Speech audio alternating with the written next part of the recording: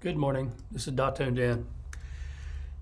For anyone that's interested, I just have to rebuild a t-shirt that's been printed by somebody else over the years, and they want another one just like it. And they're going to have us print it.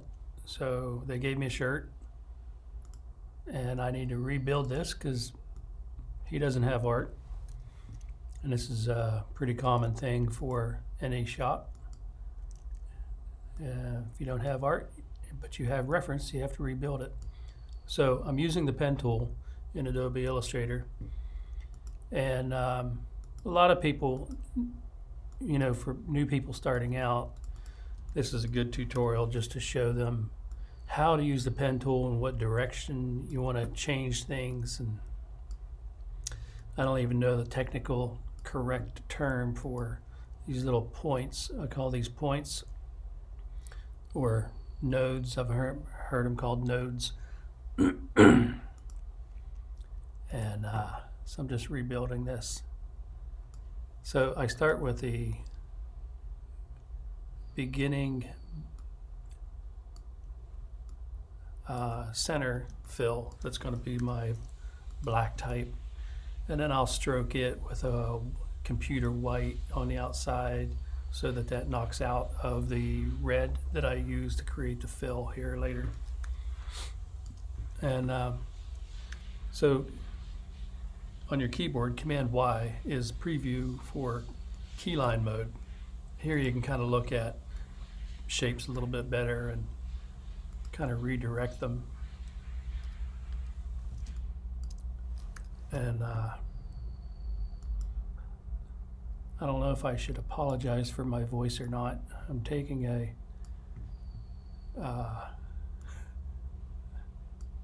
aerosol medicine that I inhale, and the side effect of it is that it makes your voice kind of graggly.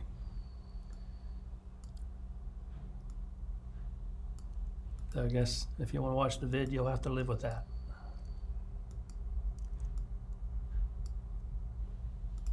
You see how I'm just clicking on the shape? Oh. Thank you, Siri.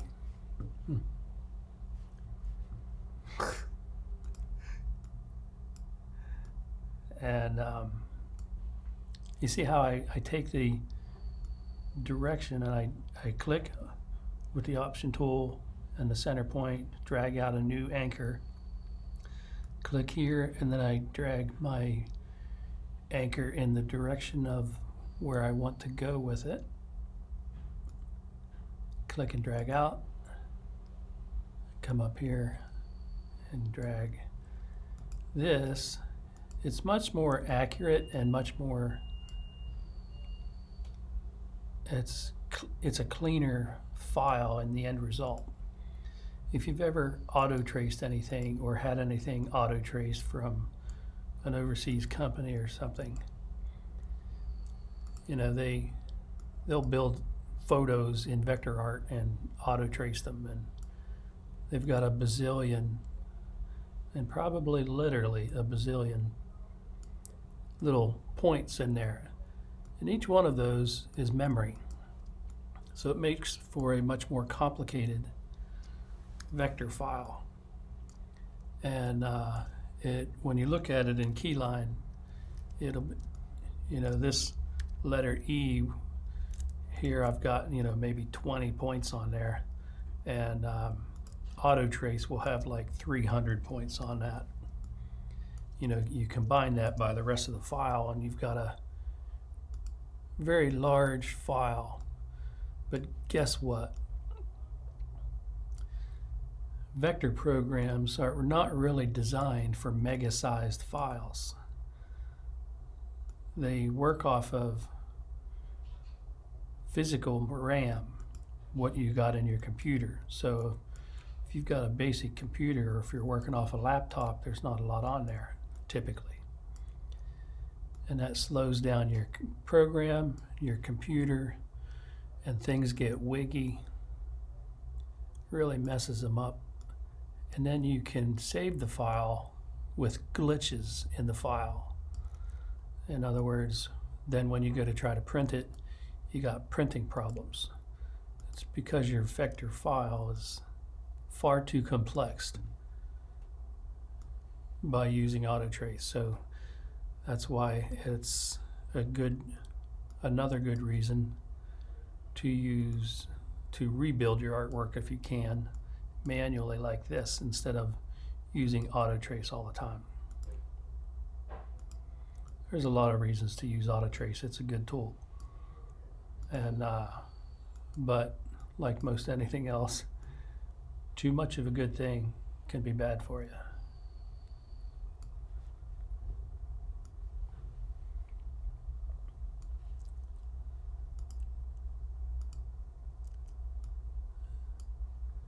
It's got a little bit of a bend right there. This has a little bit of a bend. Some of this is also distortion of the t-shirt when I took the photo. So it's hard to tell. There I've clicked a new point. See how it changes as you click over top of the line? You can add a point on there and then use your open space arrow tool and just move that in.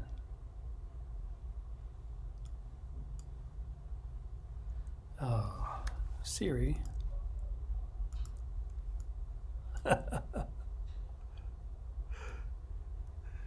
Close down, Siri. No.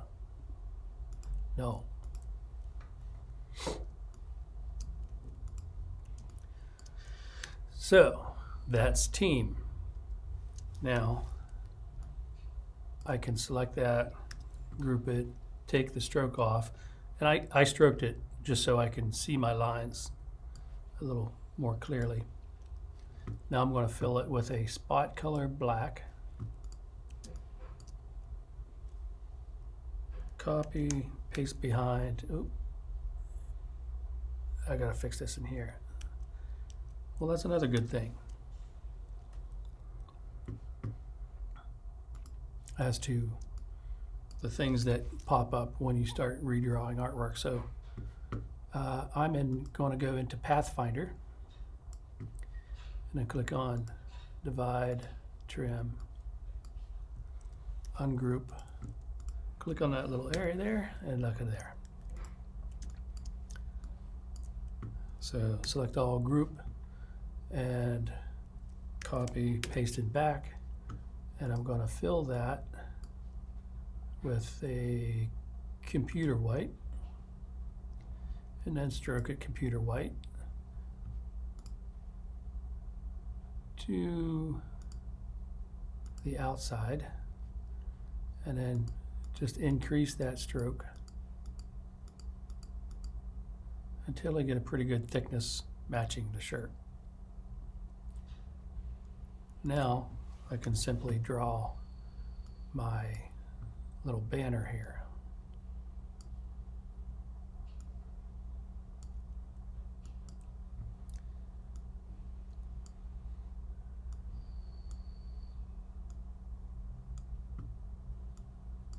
And some funky shapes there. Doesn't really look like it makes sense. And I'm still got a fill on there. That's why you see that. So I'm going to take that fill off. You can see this is not smooth right here, and I want it to be smooth. So I'm just going to pull these anchor points out. And how I do that is I select that little singular point there in the center. Then I hold down the Option key and I click and drag out on the anchor point, and that lets me realign my existing anchors. Same there, it's not perfect. Smooth that out a little bit, smooth that out, there. Click, and click up here. You know, like the Autotrace is going to have click, click, click, click, click, click, click, click, click, click, click, click, click, to build that shape, where you don't need to do all that. You can click and make one point up there and then use your directional anchors to build your correct shape. See, that bend there doesn't make sense. So I'm going to correct that. Like I said, some of this is distortion from the photo, and you can't, it's like trying to align type from a photo of a t-shirt. And the t-shirt is going to be all discombobulated. And so that's the banner. Now I'm going to create a spot red, which I got one there already. Let's go ahead and use that. Again, I'll use the spot black and the fill red. And I'll Command Shift, bracket tool in the back, and that sends it to the back. And now I don't like the looks of that up there. It just doesn't seem to make sense. It's not flowing right. So I'm going to have to look at this and visually rebuild it to be correct. In appearance.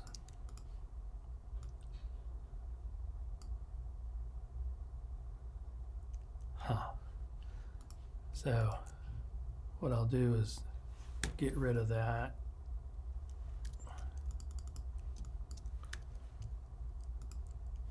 Select same fill color. Selects all my black. I'm going to lock it.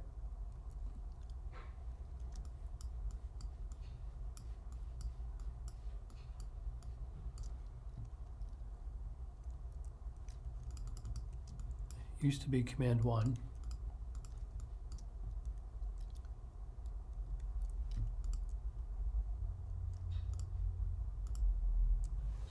Or maybe it wasn't. Maybe I have those confused. Command 2. Control 2. So I'm going to straighten that up. Because it looks like kind of liquefied.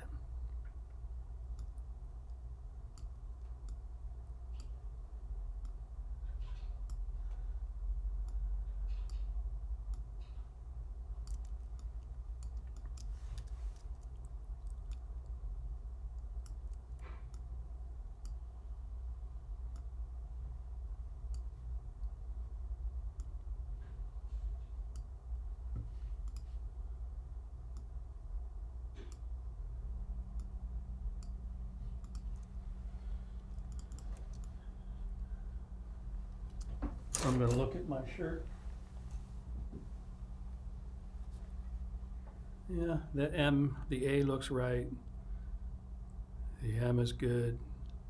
The E's better now, and the T's all good. You know, you could, on another layer, create kind of a guideline. Like just start with something out here and wing it out to there, put a little bend in it, come out here, take the fill off, stroke it with something pretty, just something brighter so you can see it. And you can use that as a guide for the rest of the artwork. This might require a little bit more of a bend. And to get a nice flow, might pull that up a little bit, like that. And then lock that down. And you see I'm just working, now I'm working on that artwork below it. And now I'll go back to keyline and pull this baby up here. And now things will look a lot more appropriate. And just adjust your points.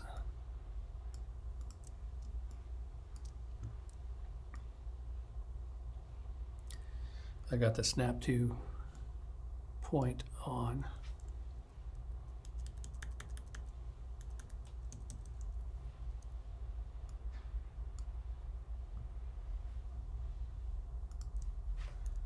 using my arrow keys to just move those up a little bit.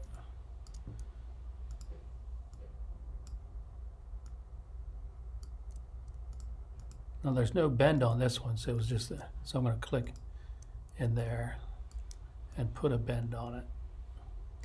Sometimes, depending on the direction that you were at, it